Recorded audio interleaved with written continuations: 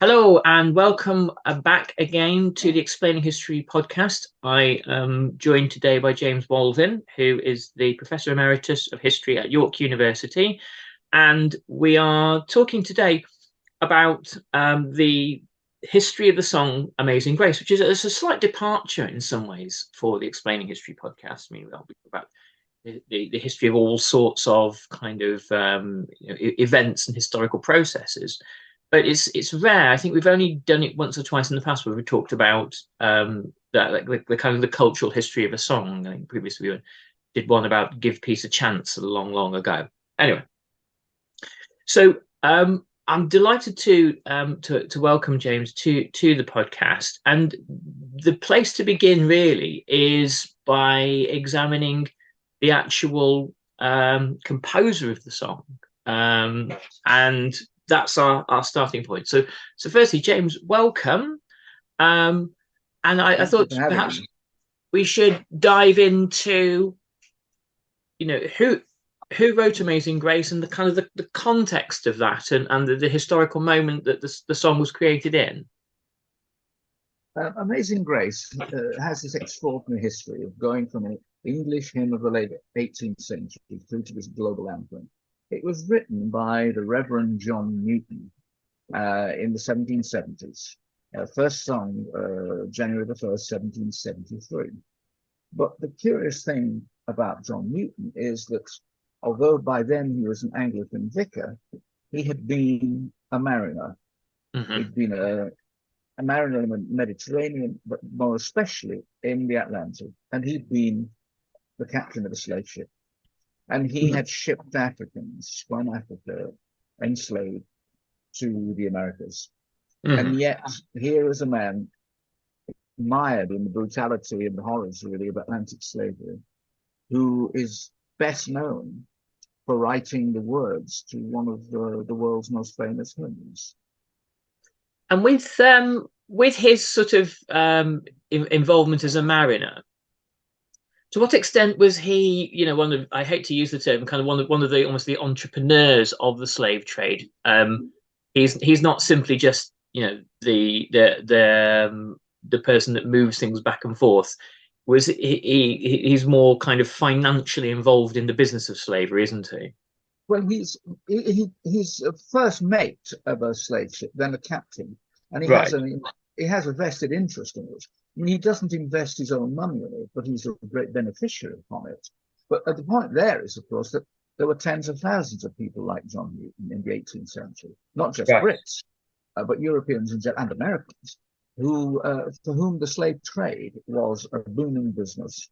The curious the curious thing about Newton is that a man with such a record turns his face against slavery.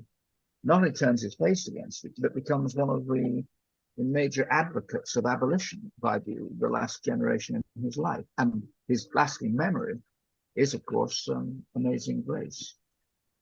And how do we account for that this kind of this change in him? What seems to have led to that?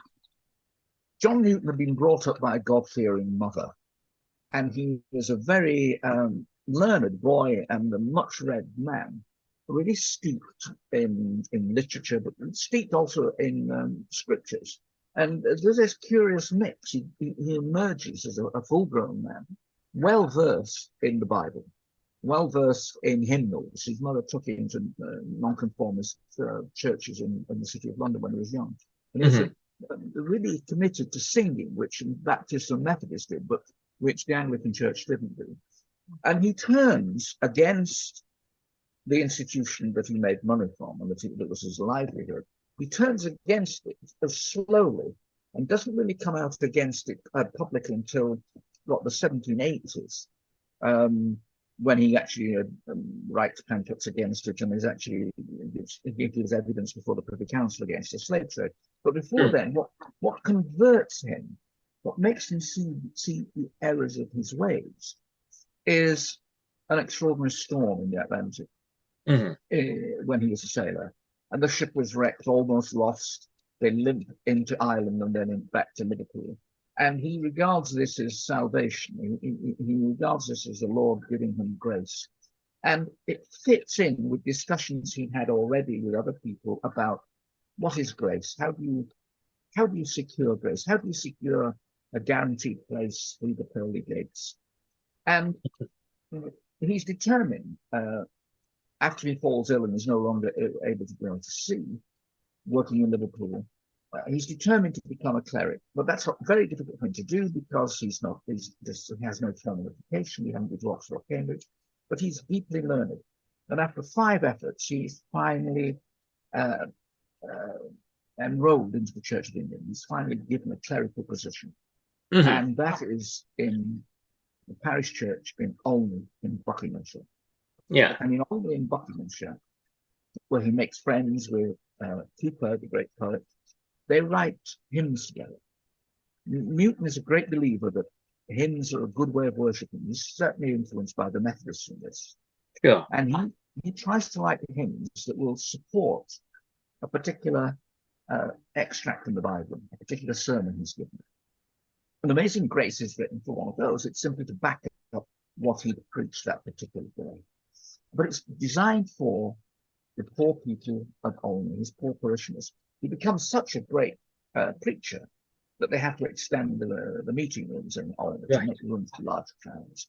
And they listen to this great preacher, once a slave trader. And in 1773, they hear Amazing Grace and they sing Amazing Grace. But they don't sing it to the tune that we're familiar with today. That doesn't come until really much later. Mm-hmm. And was he, in his sort of second life, as a member of the clergy, was he fairly kind of explicit about his past as a slave mariner, or did he sort of tend to kind of avoid that? Newton actually covers up some of his past deeds. He recognizes the sinfulness and the wickedness of his ways, but he doesn't like to spell that out. We know, for instance, from his journals, from his diaries, that he did what any other slave captain would do. He brutalizes Africans.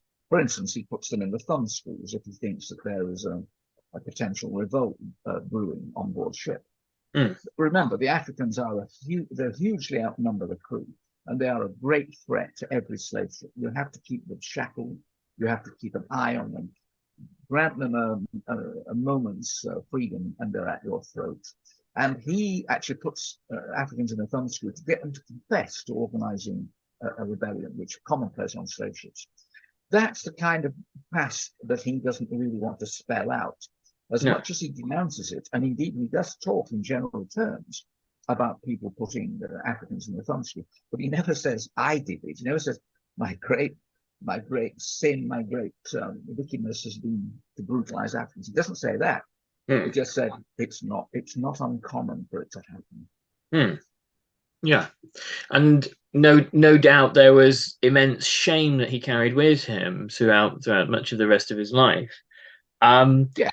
Where does he fit in? I mean, I know there was a kind of like a fictionalized account of this. There was a film made, in fact, called Amazing Grace, probably about 20 years ago now, with kind of aspects of this story in it. In the kind of like the pantheon of English abolitionists, is he a significant figure, or is it his kind of role not to be sort of overplayed, really?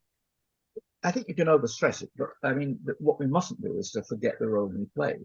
And we don't have many men who actually are recognized by the highest politicians and statesmen in the land as significant figures in speaking up against the slave trade, who had been slave traders. I mean, his key role, it's almost a unique role in a way, that he knew the story from the inside. He had been a slave captain. He bought and sold Africans. He knew precisely what he was talking about. And that makes him a kind of invaluable witness.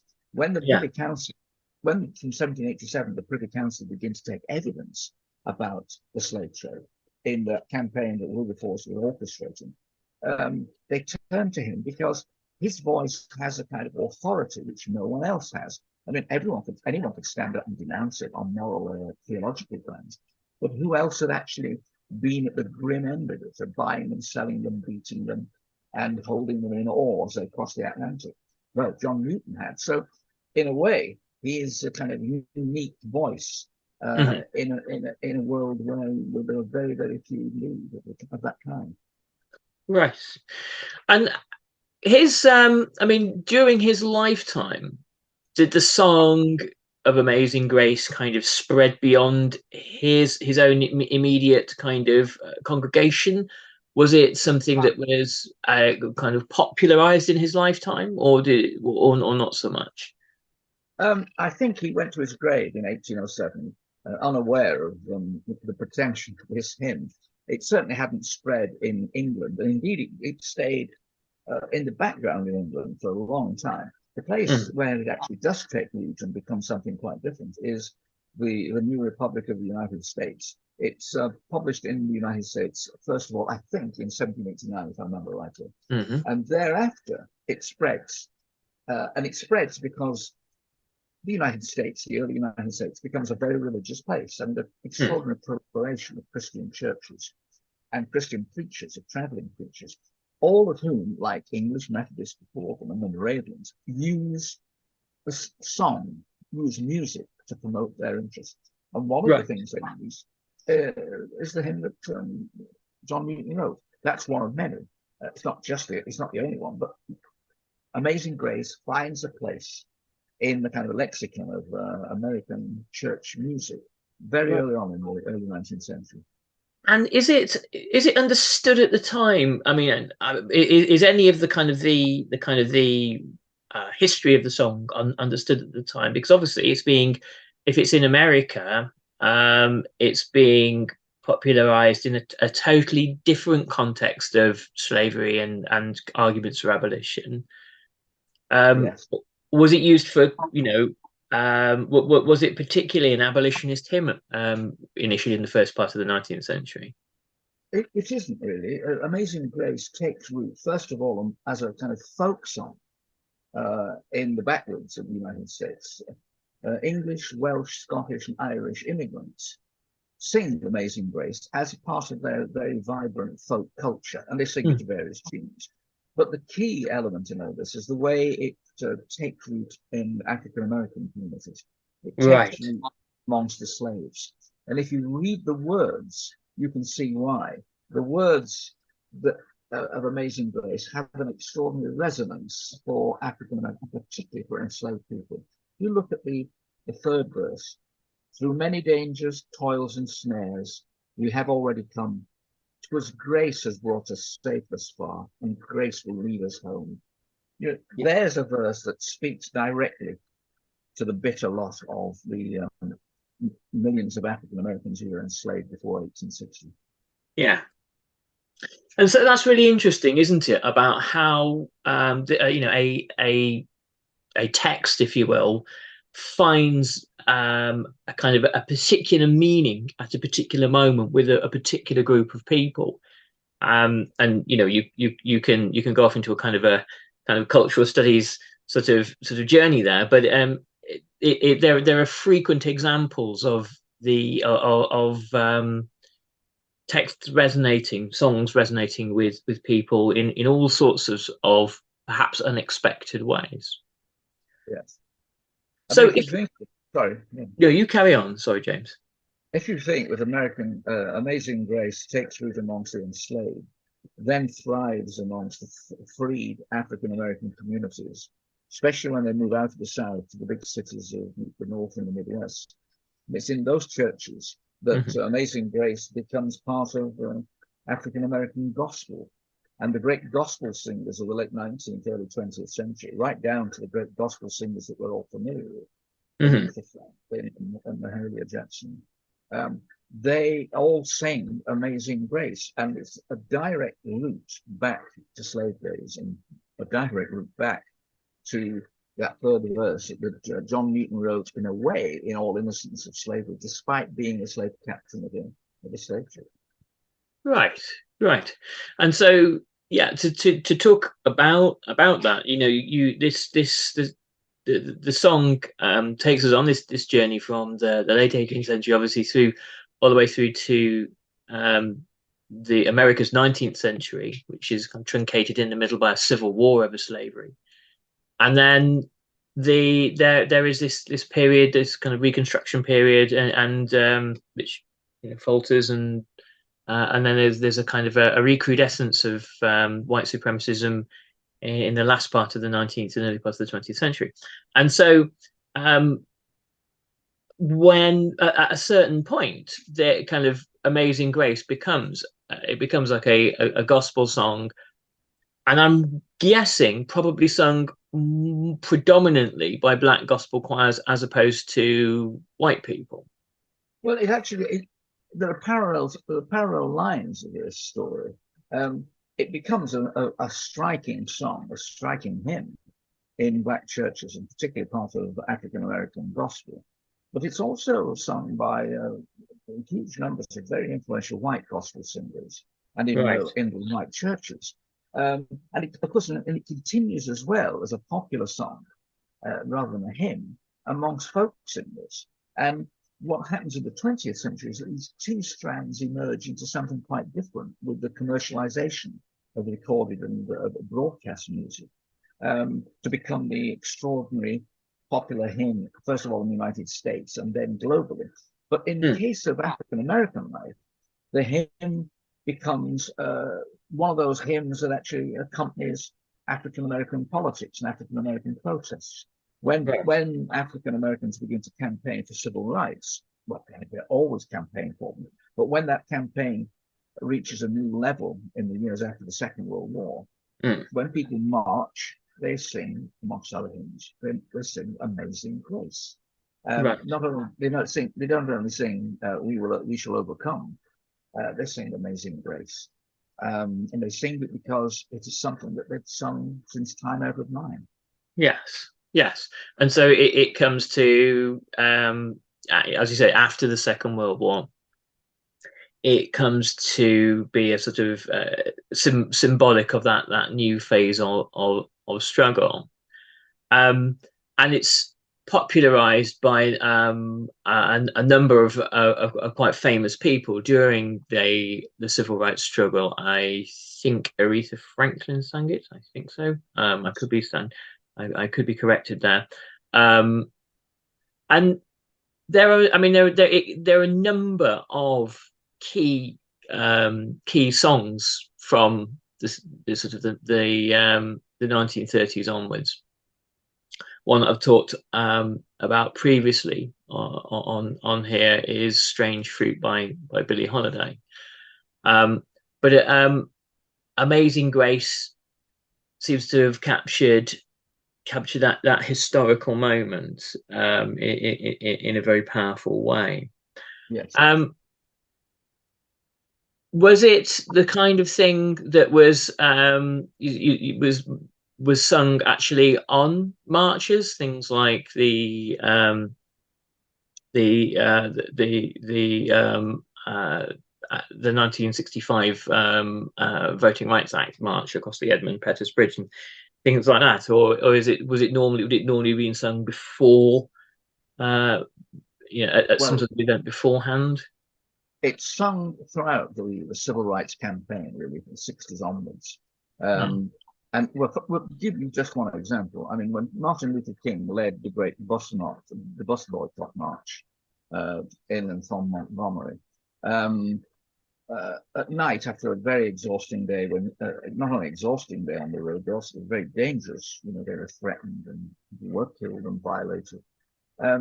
When he was trying to rest at night, Mahalia Jackson would ring him up and sing "Amazing Grace" to him down the telephone line to help him relax. That's a real interesting insight into the importance of that hymn between those two people and at that particular historical moment. And we know that when people were imprisoned on those marches, they sang "Amazing Grace" in prison.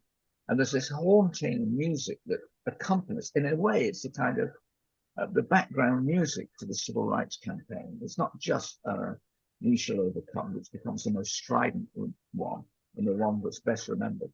But "Amazing Grace" is something that actually floats through the whole campaign, right through to the later years when the campaigns against the Vietnam War erupted.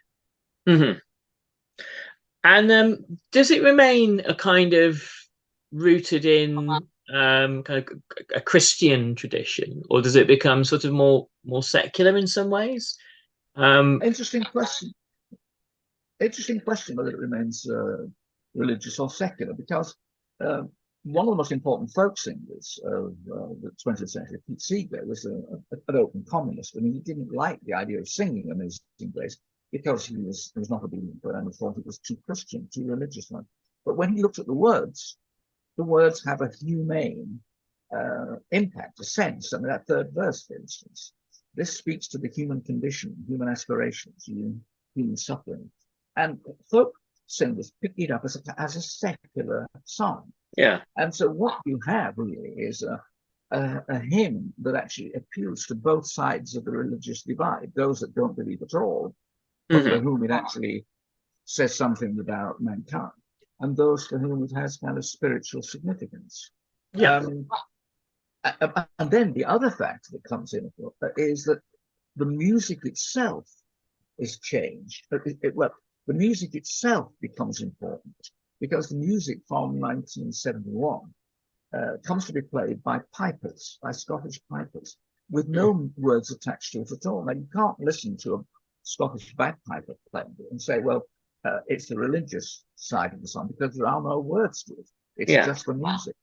So there are the different strands. There's the secular strand, the religious strand, and then the simple musical seduction of Amazing Grace.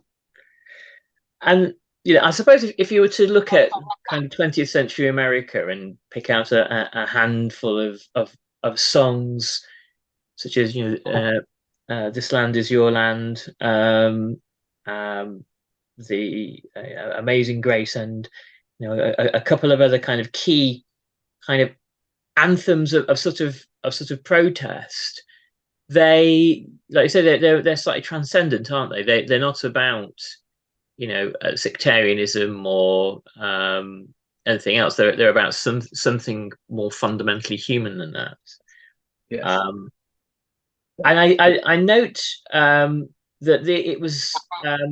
I'm casting my mind back now because it's actually quite a long time ago. But the Obama inauguration, which is one of those things you when you actually remember, you think, oh, that was only a few years ago, and it's not. It's actually a long time ago. The Obama inauguration had Amazing Grace sung at it, didn't it? Well, the most important link between Obama and Amazing Grace was when he sang it in 2015. He sang it at the funeral of an assassinated minister, the Reverend Pinckney, was a state senator in South Carolina, and who'd been murdered along with 8 of his parishioners at a Bible reading class. Oh, yes, I see. Hard to believe. And Obama went down to do the funeral eulogy and did so in front of a crowd of 5,000 in the College of Charleston basketball stadium, with thousands more outside in the summer sweltering heat. And as he's giving the oration, you can see this on YouTube to this day. It's a spellbinding moment. Obama pauses and suddenly starts to sing Amazing Grace. Now, with all the best will in the world, we can't say that President Obama's got a good singing voice, but it is an electrifying political moment. The ministers, the clerics around him, struggle to stand up and join him, and the musicians in the room do the same. But what's interesting is that 5,000 people stand up as their president sings, and without the words in front of them, 5,000 people begin to join and sing that they know it word perfect, without it being in the order of service. Now, there's a sign of the significance of the hymn. And Obama singing Amazing Grace is one of those kind of key moments in the story of this extraordinary hymn. Yeah, and Obama, a kind of a very, very seasoned, very talented political figure, understands the subtext of what he's singing and the message of what he is singing. What's interesting about that episode is that it looks for all the world as if it's spontaneous. In fact, he discussed it beforehand with his wife and with his close advisors. And they all thought it's a bad idea. Don't do it. Don't sing. You can't sing. And he thought if the congregation was with him, and how could they not be? African American, largely audience, and an African American president. If they were with him, it'd be okay for him to sing. And of course, it was a brilliant, audacious political coup. Yeah, yeah, and that is the kind of thing that sort of political moments are made of, aren't they? You know, a bit of chance, a bit of judgment, a bit of fingers crossed, and you know, and it doesn't fall flat on its face. Yes, yes. But it's a kind of like a kind of an interesting sort of bookend to the kind of to the story anyway. I'm sure Amazing Grace will continue to be used in all sorts of different ways, but it's fascinating to observe the song's origins, all the way through it to it being sung by the first African American president of the United States. Well, in terms of the book I've written about Amazing Grace, that moment in 2015 is what persuaded me to write the book. I'd been curious about John Newton and about the hymn because I'd been a choir boy myself between 1948 and 1960, but we never sang Amazing Grace. This was an Anglican church in North Manchester. And it was only really living in the United States, working on slavery and slave trade for earlier books, that you can't avoid Amazing Grace when you're in the United States.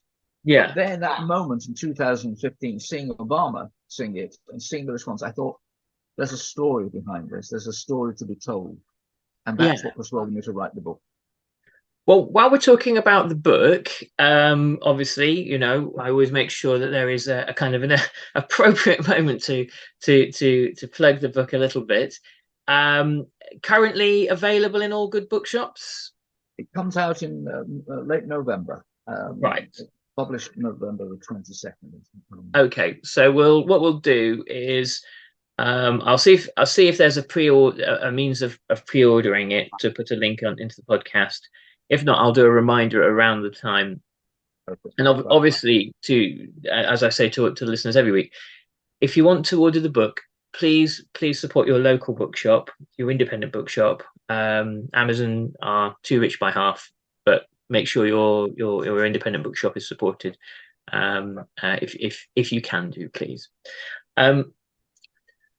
Okay, well, we shall finish there, James. But firstly, thank you so much for your time. I'm very, very grateful to have been able to talk about Amazing Grace there. And it would be a pleasure if you're available in the future to talk about related matters if you'd like to return and have a chat. I enjoyed doing that, and thank you very much for asking me. Okay, super. Well, we'll finish there, and thanks so much, and all the best, and good luck with the book. Thanks again. Take care. Bye-bye.